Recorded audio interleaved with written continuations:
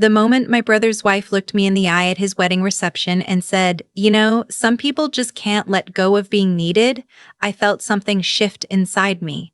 Not break. Shift. Like a lock finally turning after years of being jammed. I didn't say anything.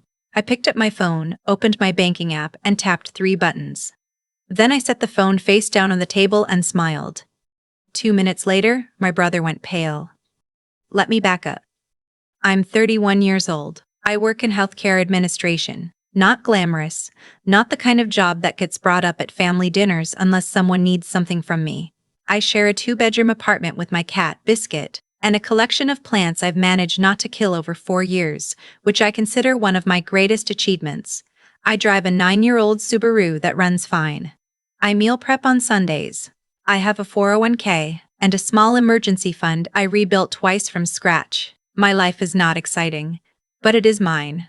I built it quietly, carefully, while also helping hold together a family that never once asked if I was okay. My brother, let's call him what he is, the golden one, is 2 years older than me. Growing up, he was the one with the talent, the charm, the potential. He played baseball in high school. He had the kind of laugh that filled a room. My parents talked about him the way parents in movies talk about children, with this specific glowing pride that I understood, even as a kid, was not something I was going to receive in the same way. I wasn't bitter about it then. I just accepted it as the shape of our family, the way you accept that one room in a house always gets more sunlight than another.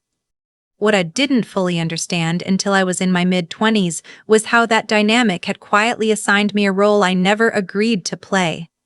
I was the responsible one, the steady one, the one who would figure it out. And figuring it out, over time, started to mean figuring it out for everyone. It started small, the way these things always do. My mom called me when my brother was short on rent just once, just a small thing, and could I help just this month? I was 24 and had just started my job. I said yes because I had a little and he had nothing, and she sounded tired. Then it was a car repair. Then it was a security deposit when he moved in with his girlfriend. Then the girlfriend became his fiancé, and the fiancé had opinions about their engagement party that exceeded what they could actually afford. And somehow the gap between what they wanted and what they had became something that looked, when I examined it closely, a lot like my problem. Over 7 years, I had given or lent, and I use that word loosely because not a single dollar ever came back. Somewhere in the range of $40,000 to my brother and, increasingly, to his now wife. Some of it I tracked. Most of it I didn't, because writing it down made it feel too real, made me feel too much like someone being taken advantage of, and I wasn't ready to see myself that way. The wedding was in April, a Saturday. One of those spring days in the mid-Atlantic that almost justifies the winters, bright, breezy flowers starting to come up along the highway medians. The venue was a converted barn about 40 minutes outside the city, and it was beautiful in that carefully curated way that costs more than it looks. Exposed beams, Edison bulbs, a cocktail hour with a grazing table that had to have run $800 minimum. I paid for the rehearsal dinner. Not officially, not with a card swiped at a register. The way I paid for things in my family was quieter than that. My mom called me 3 weeks before the wedding and said they were a little short, and wasn't I the one who always said family came first? And it would just be a small thing, and my brother was so stressed already. The rehearsal dinner cost $2,200. I transferred it from my savings and didn't bring it up at the dinner, because my brother looked happy and I didn't want to be the one to make it about money. At the wedding itself, I sat at a table near the back, with a couple of cousins I barely knew and my parents' neighbor, which told me everything I needed to know about where I ranked in this new configuration.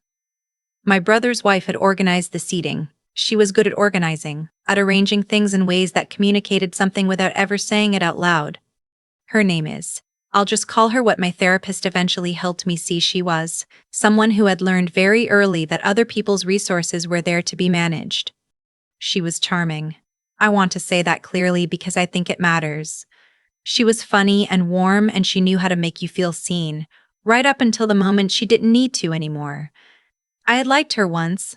I had genuinely wanted to like her. I had told myself for years that the calls for money were her idea, but that my brother was equally responsible, and I was right about that. But she was the one who had a gift for framing things, for making the ask sound like an obvious extension of love. During the reception, I was standing near the bar waiting for a glass of wine when she came up beside me. She looked stunning, the way brides look when they've spent a year planning every detail. Her hair was perfect. She had that particular glow that comes from getting exactly what you wanted. She didn't lead with anything unkind. That wasn't her style. We talked for a few minutes about nothing, how the day had gone, how the food wasn't the barn gorgeous? And then in the middle of a sentence about their honeymoon plans, she said it. You know, some people just can't let go of being needed. She said it lightly, with a small smile, like it was an observation about people in general, not about me specifically. But her eyes were on me when she said it, and we both knew what she meant. I had overstepped somehow. I had been too present, too helpful, too much. And now that the wedding was done and the checks had all been cashed and the rehearsal dinner had been paid for, I was being gently reminded that my usefulness had a ceiling. That showing up for the next phase was not the plan. I felt my face go very still. I want to tell you I had some brilliant response ready. I didn't. What I had was 7 years of being the person who kept her mouth shut because she didn't want to make things hard. 7 years of watching my savings dip, and my brother flourish, and my parents nod along like this was all just how things worked. And underneath all of that, something I hadn't let myself name until that exact second, I was exhausted. Not sad, not even angry yet, just done. I picked up my phone. I opened my bank's app. For the past 3 months, I had been set up as a co-signer on the personal loan my brother and his wife had taken out for. And this is the part that still makes my jaw tighten. Their honeymoon. 14 days in Italy. Business class flights because my sister-in-law had a back issue, she said, that made coach difficult. The total loan was $11,000. They had asked me to co-sign because my credit score was better than theirs. I had said yes because my mom had cried on the phone when she asked me to. I had been making the minimum payments on their behalf while they saved up, their words, to take it over. Standing there at the bar with her smile still fading, I opened the loan portal. I navigated to the co-signer release request form that I had found 2 weeks earlier and already filled out halfway. The bank required a written request and proof of payment history to remove a co-signer. I had all of it. The only thing I hadn't done was hit submit. I hit submit. Then I put my phone face down on the bar and asked the bartender for a glass of Pinot Grigio. She had already drifted away by then, pulled into a hug from someone across the room. I watched her go and felt, I'm not sure how to explain this, lighter. The way you feel when you've been carrying something for so long that you stopped noticing the weight until it was gone. I found my seat. I ate my dinner. The chicken was a little dry, but the salad was good. My cousin next to me was funny, and we ended up talking for most of the meal about her job and her dog and a hiking trail she'd done the previous fall that she said was worth the drive. I was almost relaxed. Then my brother found me. He came to the table during the dessert course, and I could tell from the way he was walking, too deliberate, jaw set, that he had seen something. The notification, maybe, or his wife had checked something on her phone and told him. He crouched down next to my chair like we were having a private conversation, which meant everyone at my table could still hear everything he said. Did you do something with the loan? He asked. I submitted the co-signer release, I said. You'll get the paperwork by email. He stared at me. Tonight? You did this tonight? You'll still have the loan, I said. Nothing changes about the loan. I just won't be responsible for it anymore. That's not. He stopped. Looked around. Lowered his voice. That's going to affect our interest rate. They can adjust it when a cosigner is removed. I know, I said. Why would you do this tonight? On my wedding day? And I thought about that. I really did. I thought about whether there was a kinder moment, a better time, a version of this where I could have protected him from the consequence, while also protecting myself from another 7 years of the same pattern. I didn't find one. Because tonight, I said, your wife told me I have a problem with letting go of being needed. I decided she was right.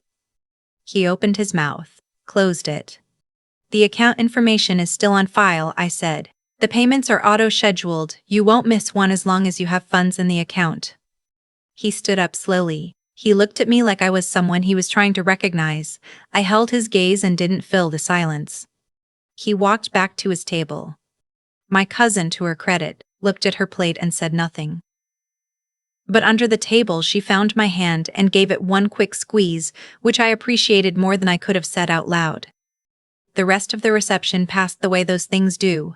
Toasts, first dance, the DJ playing songs that were too loud for conversation. My parents came to find me near the end of the night. My dad had the look he always got when he was trying to manage something. That particular tired diplomacy he'd developed over 35 years of being the middle of every family conflict. Your brother is upset, he said. I figured, I said. Couldn't this have waited? My mom asked. I thought about the rehearsal dinner. I thought about the security deposit from 4 years ago. I thought about the Saturday morning I had driven 40 minutes in a snowstorm to bring my brother grocery money because his card had been declined, and he had a new flat-screen TV sitting in his living room that had not been declined. I've been waiting, I said. I've been waiting for 7 years. I think that's long enough. My mom started to say something about family and my dad put a hand on her arm and she stopped. He looked at me for a long moment. He didn't apologize. He didn't agree with me. But he nodded once, slow, the way people nod when they understand something they're not quite ready to say out loud. That nod meant more to me than it probably should have. I drove home alone. The highway was quiet that late, just a few semis and the occasional pair of headlights coming the other way. I had the windows down a little because the night had stayed warm. I didn't cry. I thought I would, but I didn't. I felt clear in a way I hadn't in years. Like something had been decided. The next few weeks were predictably hard. My brother didn't call me. His wife sent me a text that was politely worded and said essentially that she hoped I understood the position I'd put them in and that she didn't think I'd been fair. I read it twice and didn't respond. My mom called 3 times in the first week. The first 2 calls I let go to voicemail. The third one I picked up and told her, as calmly as I could, that I loved her and I was not going to co-sign anything or transfer money or be a financial backup plan anymore, and that I needed her to hear that as a real statement and not something to negotiate around. She cried. I expected that and I sat with it. I didn't cave, which surprised me a little. About 6 weeks after the wedding, I got a text from my uncle, my dad's older brother, who I had always liked but didn't see often. He lived 2 states away and had a habit of staying out of family drama that I had always respected. The text said, I heard a little about what happened. I just want you to know I think you did the right thing. You've been carrying too much for too long. I'm proud of you. I sat in my car in the parking lot of my grocery store and read it 4 times.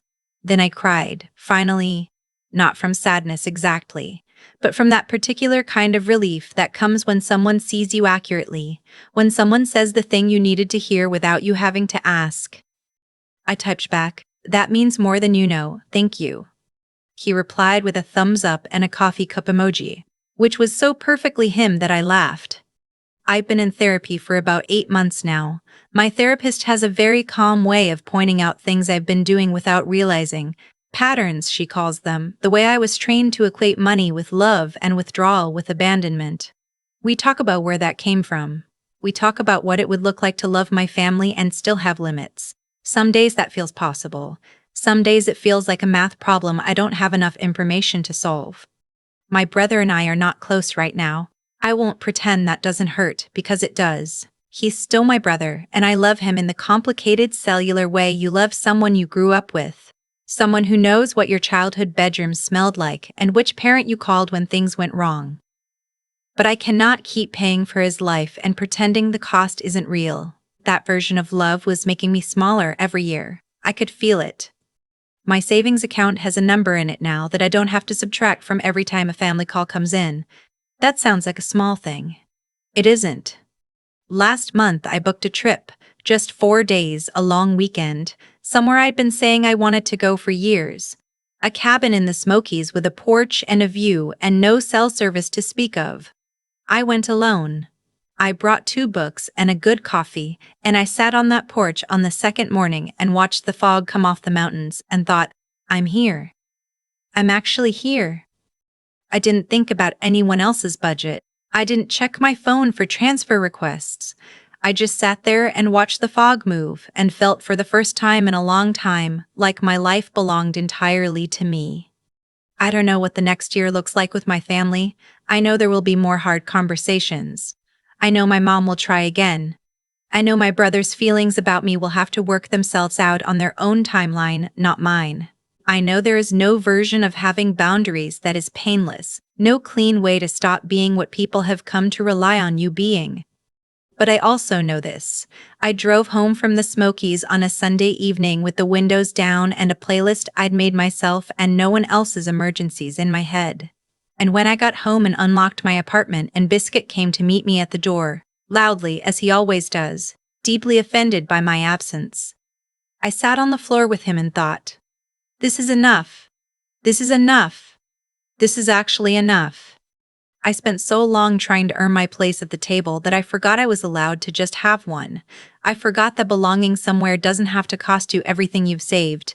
That love that comes with a price tag on every single interaction is not love at its best. It's management. And I am no one's account to manage anymore. I'm just me, 31, a Subaru, a cat who is too loud, a porch in the mountains I'd been promising myself for years. It's enough. It's more than enough. I've thought a lot about that moment at the bar, her smile, the way she said it so lightly, like she was commenting on the weather. Some people just can't let go of being needed. She wasn't wrong, actually. She just didn't understand that I already knew it.